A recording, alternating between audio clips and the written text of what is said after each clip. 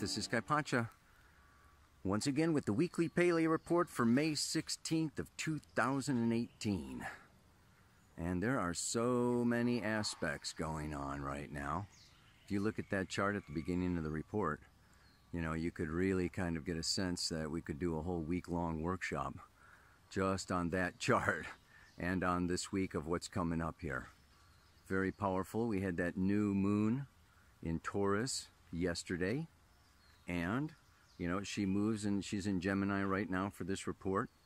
She's going to stay there until Thursday, but in the meantime, today Mars goes into Aquarius and comes into an exact square with Uranus at the very beginning of Taurus. Now Mars is going to stay in Aquarius, okay, for like almost 6 months. He's going to dip back into Capricorn for, you know, a little while there, but then come back into Aquarius, conjuncting the moon's south node, squaring Jupiter almost there for a little bit. But so we'll be talking about Mars in Aquarius, you know, for quite some time. Tomorrow, then, Lilith is exactly conjunct Pluto. So I am going into the bamboo cave. Both of these characters have to do with the dark side, the underworld, the womb, where it's very dark and scary and you can't see what's coming out. Well, fortunately, here we have a portal there at the other end, so I'm going through the cave. I hope the camera works here and you can get a sense of. This is like a couple of bamboo, you know, like over here is a cluster of bamboo, bending over, leaning over to this other cluster of bamboo, making for, you know, a cave, which is appropriate also for the moon going into Cancer. And on Saturday, all right, Venus goes into Cancer. So we have these water signs. We have Lilith and Pluto, you know, having to do with water planets. Pluto ruling Scorpio. What is to offset that? Mercury. On Friday, Mercury, the only god that was allowed access in and out of the underworld, the messenger of the gods, right? Mercury, okay, comes into square the moon's nodes on Friday. And at the same time comes into a trine with Saturn. So Friday is, you know, another potent day. Then Saturday, Venus goes into Cancer. And the moon over there, okay, also comes into a square with Uranus and in opposition with Mars. So Saturday is another eventful day. And then on Sunday, the sun goes into Gemini. Yeah, and this is kind of an interesting thing, because on Sunday we're going to have the Sun, Mars, Chiron, Uranus, and Venus. Okay, all at either 0 or 1 degree. So if you've got planets at 0s and 1 degree of anything, okay, you know, you're really getting a boatload of aspecting, you know, those planets. So, and finally then on Monday, the moon leaves Leo and goes into her first quarter square with the sun, which, you know, at that time it's moved, you know, from the fixed, you know, it's like we had the new moon. This is an interesting time because we have these new moons that set the cycle for the next month. But when they're at the end of a sign, the sun changes signs. Like the last time we had a new moon in Aries. A couple days later, the sun goes into Taurus. Now we're having the new moon in Taurus, and the sun is moving into Gemini. So it's like there's a tone set, you know, for the lunar cycle. But then it kind of, you know, changes and is modified, opens up. Anyway, besides that, then after Mercury squares the nodes, okay, over there, on Friday, continues on into an exact opposition with Jupiter next Wednesday. So let me find a little spot here to, you know, look at the camera, see if I can give you a sense of the size of these bamboo what's making the bamboo cave here. Look at these bamboos are like huge. I don't know how fast they grow or how old they are, but they are really phenomenal. It's funny because they are super strong. You can build houses with them, and they're stronger than many other kinds of wood when you're building a house. But they're also super flexible, as you can see, because they're bending over, making a cave. Anyway, enough about the nature. Let's get on with the astrology. I'll talk to you soon. Okay, how about this? I am poised between the entrance to the bamboo cave or going around the clear path around the side of the cave.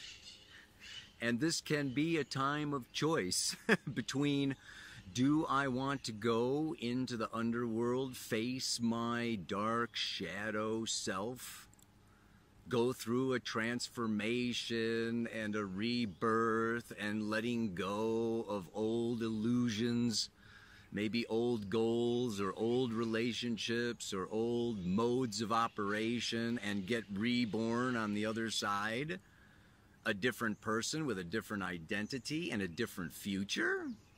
Or do I want to skirt the issue? Do I want to go around the outside and just kind of maintain, hold on, stay the same, think that I can maybe get away with it for another lifetime or two? This is kind of this is really a time of looking at our options. And it's very interesting because this is what's going to be going on for a while now, okay? Because Uranus going through Taurus is totally different than the last 7 years of Uranus going through Aries. Aries is a cardinal fire sign, okay? Uranus coming in, to cardinal fire is like, okay, yeah, like make the change.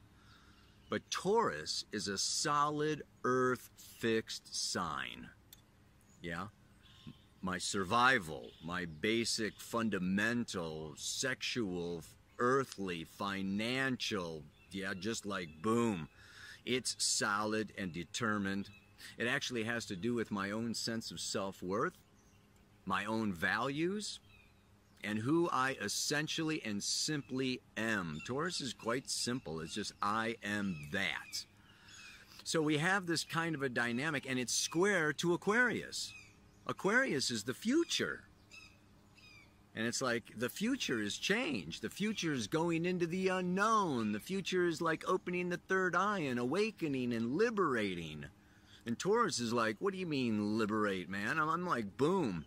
So this Mars square Uranus, okay, it's now, but then it's going, like I say, Mars is going to go retrograde. It's going to go up to 9 degrees Aquarius.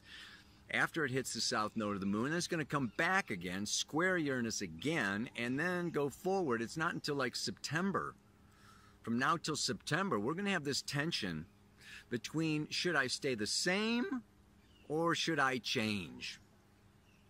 And this is a fundamental kind of a thing, because, and I know that I've been in a space of, unconditional self-love. Taurus is about learning unconditional self-love. And, if you come into this place of, should I just accept myself as I am? That's unconditional self-love. But then, where's the evolution in that? So we're also looking at, Pluto, Black Moon Lilith conjunction up there in Capricorn. Okay, Jupiter moving through Scorpio. Okay, expansion of consciousness. Embracing more and more and more and more. Mars going into Aquarius. It wants to step outside the known and the familiar to get a bigger perspective, to raise the bar, to improve ourselves. So where's self-improvement balanced with self-acceptance? So it's, it's like, okay, well, we can accept ourselves. It's like, you got to try to do both. It's like, okay, you can accept yourself and love yourself, but you can also identify aspects, elements, habits, approaches, belief systems, okay, that are no longer serving you in your path of evolution, maturity, and growth. And this all comes about through what? Well, commitment. Yeah? Again, Jupiter in Scorpio, okay, is committed, deep, fixed, intimate relationships that you grow through and learn and expand, yes, through that intimate, vulnerable, and oftentimes humbling, right? The closer they get to you, the more they, point out things that, maybe nobody else could see from a distance. Stuff for you to work on. And so then, a lot of this comes down to choice. And so what do we have? We have the sun going into Gemini. And we have Mercury coming in to square the nodes. What are your choices? Yeah, Mercury, decides things. Mercury says, all right, I want to go to the south node. I'm going to stay in the past. Or I'm going to go into the north node, Leo, right? I'm going to move myself into the future. So this Mercury squaring the nodes is also putting, it's like decision time. It's like choice time. And of course, freedom lies in our ability to choose. That's what's like so unique about planet Earth and humanity and everything else. Angels have no free choice. There's a lot of, creatures, yeah, animals and plants don't have near the amount, okay, of choice or free will to deviate from what they essentially are. So it's like the human experience is, this experiment, I think, that Source is pulling on us, so, if they got free choice, what are they going to do? Oh man, it's intense. These are, this can be very intense. And of course, this Uranus moving, in this square to Mars, it has to do with revelation, opening, awakening. Okay, Mars in Aquarius. Aquarius, like I say, is about moving into our witness, witnessing ourselves, our relationships, our positions, our jobs, our everything, from outside the box, from outside the family, from outside the culture, from outside the religion. And in that sense, it has to do with revolution and rebellion. I'm going to step outside. I'm going to step away from this crowd, away from this group. I'm going to individualize. And Taurus is that. That's something that Aquarius and Taurus can have in common, is individualize. Right? I am. I'm going to be unique in that way. I am myself.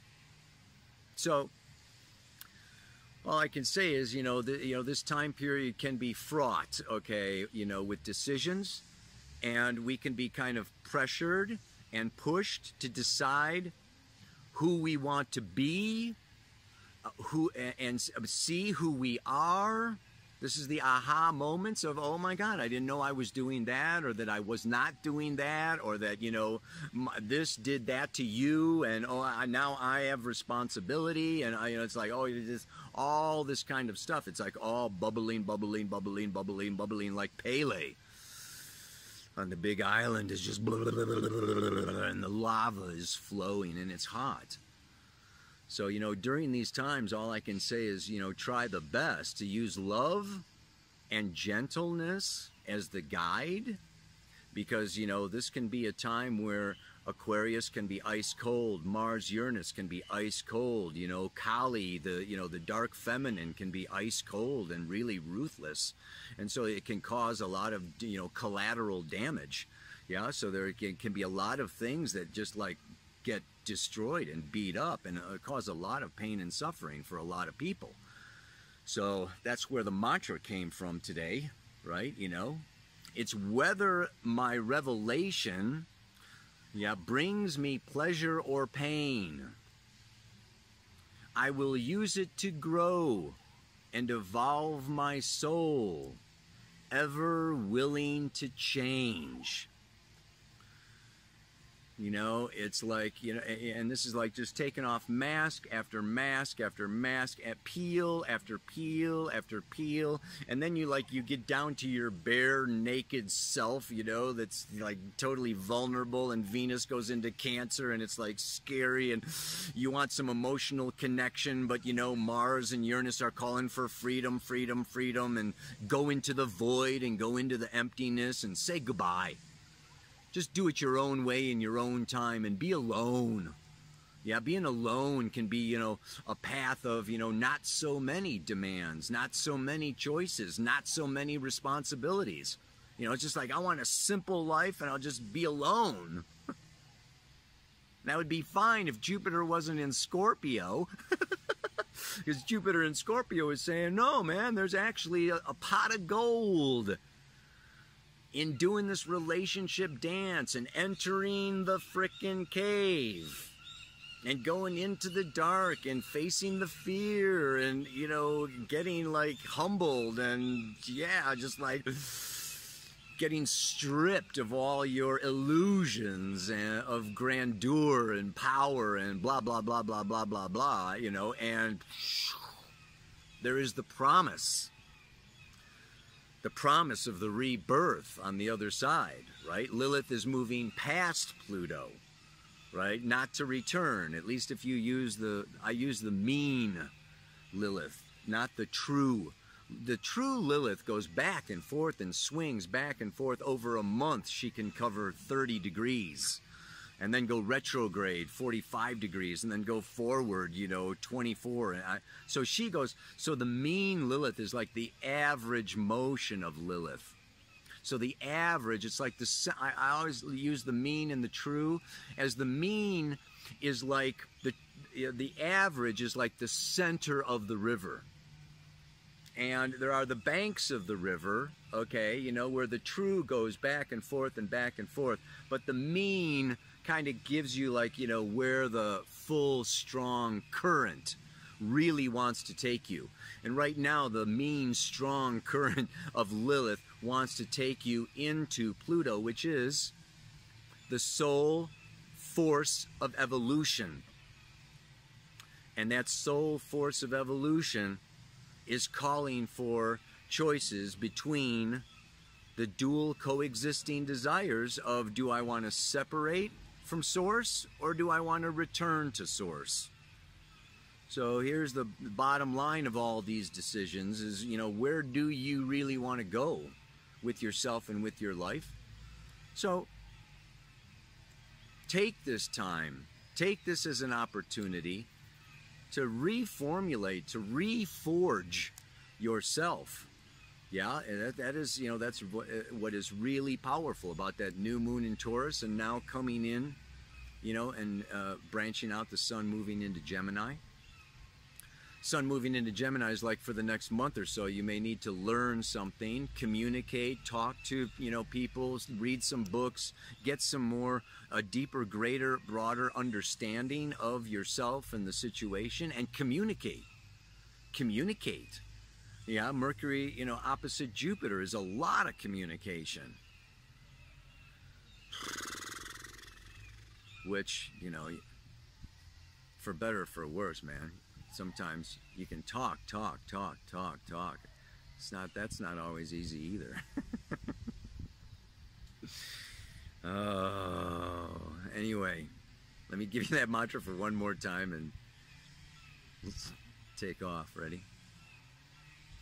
Whether the revelation brings me pleasure or pain, I'll use it to grow and evolve my soul, ever willing to change. Namaste, aloha, so much love.